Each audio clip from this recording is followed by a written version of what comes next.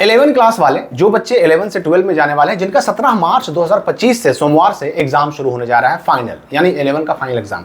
ऐसे बच्चों का जो एग्जाम शुरू होने जा रहा है, इस एग्जाम में क्या क्या लेकर के जाना होगा? ड्रेस पहनकर जाना होगा कि नहीं जाना होगा? क्या मोबाइल लेकर के जा सकते हैं कि नहीं? क्वेश्चन भी इसका लीक होता है या नहीं होता है? इसके अलावा कुछ बच्चों की शिकायत यह भी थी कि एडमिट कार्ड के नाम पर हमसे 500 रुपये, 200 रुपये, 400 रुपये मांगे जा रहे हैं। इसका क्या मामला है? अच्छा, इसके अलावा एक सवाल और बच्चों का आ रहा था कि 11 एग्जाम को लेकर के जो ये न्यूज आई कि हर दिन ऑनलाइन निगरानी होगी, बच्चे कितने एग्जाम में बैठ रहे हैं, कितने एब्सेंट हो रहे हैं, कितने प्रेजेंट हो रहे हैं, उसकी रिपोर्टिंग मांगी जा रही है। बिहार बोर्ड ने रिपोर्ट मांगा है कि हर दिन के एग्जाम का हमको रिपोर्ट दीजिए कि किस दिन के एग्जाम में कितने बच्चों का एडमिशन था, उसमें कितने बच्चे एग्जाम में, फाइनल एग्जाम में 11 वाला, उसमें बैठे, कितने नहीं बैठे, कितने शामिल हुए, कितने एब्सेंट रहे, ताकि ऐसे बच्चे जो एब्सेंट रह रहे हैं उनका एडमिशन कैंसिल कर सके बिहार बोर्ड, उनका रजिस्ट्रेशन कैंसिल कर सके बिहार बोर्ड। और यही नहीं, ऐसे बच्चों के एग्जाम फॉर्म भरने पर भी रोक लगा दी गई है। ये न्यूज कल ही के हिंदुस्तान पेपर में आया था, गुजरे हुए कल, यानी कि ये जो न्यूज आ चुका है, हिंदुस्तान में छप चुका है। साथ ही कुछ बच्चों का यह भी सवाल था कि हमने अपने रजिस्ट्रेशन में मीडियम कुछ और चुन लिया है, हिंदी लेना था, इंग्लिश मीडियम ले लिया, इंग्लिश मीडियम लेना था, हिंदी ले लिया, तो अभी हम एग्जाम कैसे देंगे, किस मीडियम में देंगे? चेंज करना होगा तो क्या कर पाएंगे हम? क्या हमारा चेंज होगा कि नहीं होगा? अच्छा, इसके अलावा जो बच्चे एक्स्ट्रा सब्जेक्ट ले चुके हैं 11 के रजिस्ट्रेशन में, एक्स्ट्रा सब्जेक्ट ले चुके हैं, हटाना चाहते हैं या चेंज करना चाहते हैं, या एक्स्ट्रा नहीं लिए थे और लेना चाहते हैं, इन सारे बच्चों के भी सारे डाउट को मैं क्लियर करने वाला हूं। मतलब 11 में अगर आप है ना, तो ये वीडियो आपके लिए बहुत इंपॉर्टेंट होने वाला है। देखिए, पहली बात मैं आपको ये बता दूं कि जो 17 मार्च 2025 से 11 का फाइनल एग्जाम होने जा रहा है, इस एग्जाम के बारे में कह तो दिया गया कि भाई आप नहीं बैठिएगा तो एब्सेंट रहने पर आपका एडमिशन कैंसिल, रजिस्ट्रेशन कैंसिल हो जाएगा। मैं आपको फिर भी बता देता हूं कि देखिए, इस मामले में ना अंतिम फैसला, आखिरी जो निर्णय लेने का अधिकार होता है आपके स्कूल को होता है। तो अगर किसी बच्चे के साथ वाकई में समस्या है, अगर कोई बच्चा बीमार है, किसी के गार्जियन बीमार है, कोई बिहार से बाहर है, किसी भी समस्या को लेकर के, कोई भी बच्चा कहीं भी हो सकता है, अगर वास्तव में किसी बच्चे के साथ समस्या है, तो ऐसे बच्चों को चाहिए कि अविलंब जितना जल्दी हो सके अपने स्कूल से, स्कूल के टीचर से, हेडमास्टर से बात करें।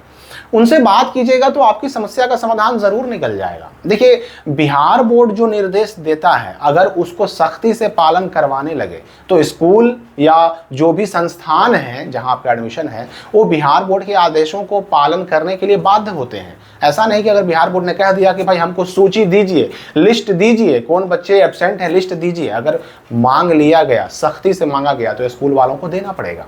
अब यहां पर डिपेंड ये करता है कि कोई बच्चा अगर एब्सेंट हो ही गया, लेकिन अगर उसके स्कूल वालों ने उसका अटेंडेंस बना दिया, उसको प्रेजेंट दिखा दिया, रिपोर्ट जो बिहार बोर्ड को स्कूल वाले देंगे उसमें उसको प्रेजेंट करके भेज दिया, तो टेंशन खत्म। तो ये आखिर हाथ में किसके है? तो आपके स्कूल के हाथ में है। आपका स्कूल चाहेगा तो आपके एग्जाम ना देने पर भी आपको बचा सकता है। इसलिए मैंने शुरू में ही कहा कि अगर वास्तव में समस्या है आपके साथ तो अपने स्कूल से बात कर लें। और या फिर ये भी हो सकता है, स्कूल से बात करने के बाद ये भी हो सकता है कि अगर आपके स्कूल वाले अलाउ करें तो किसी और को एग्जाम में बैठा दीजिए। देखिए, ये है तो इलीगल चीज़ है, तो ये गलत चीज़, लेकिन अगर भाई साल बचाना है तो भाई और कोई उपाय तो है नहीं हमारे पास। अच्छा, दूसरी बात ये भी है कि जो ये बिहार बोर्ड बार बार जो कहता है कि सारे जो क्वेश्चन पेपर हैं, जो भी क्वेश्चन 9 के या 11 के भेजे जा रहे हैं एनुअल एग्जाम के लिए, उनकी सुरक्षा की जाए, उनको लीक होने से बचाया जाए।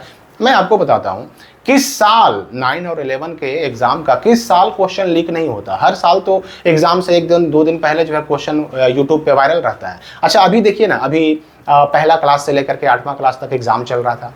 उस एग्जाम के बारे में भी बिहार बोर्ड ने बिहार बोर्ड क्या बल्कि शिक्षा विभाग ने बहुत सारी व्यवस्थाएं की। यहाँ तक कि दूसरे स्कूल के टीचर को दूसरे स्कूल में ड्यूटी के लिए लगाया कि बच्चों की तैयारी हो सके, बच्चे चोरी ना कर सकें। और यूट्यूब पर यहाँ पहले ही से क्वेश्चन लीक वायरल था। तो ये चीज़ लगभग हर साल होता है। अच्छा, ये मैं इसलिए बता रहा हूँ आपको कि नियम तो बहुत बनाए जाते हैं, लेकिन सारे के सारे नियमों पर काम हो ही जाए, सारे नियम का पालन कर ही दिया जाए, ऐसा होता कहाँ है? तो ये अगर बिहार बोर्ड ने सख्ती से पालन करवा दिया तो फिर मामला फंस सकता है, दिक्कत हो सकती है।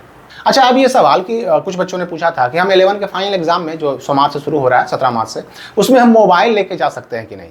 देखिए, अब इस सवाल का जवाब भी अगर मुझे देना पड़े तो बड़ा अफसोस की बात है। आप खुद समझदार हैं कि भाई एग्जाम है तो एग्जाम में मोबाइल अलाउ होता कहाँ है। ये अलग बात है कि आप छुप छुपा कर मोबाइल ले जाते हैं, उससे चोरी कर लेते हैं, आपके टीचर आपको रोकते टोकते नहीं है, चोरी करने देते हैं, ये अलग बात है। लेकिन एग्जाम तो एग्जाम होता है।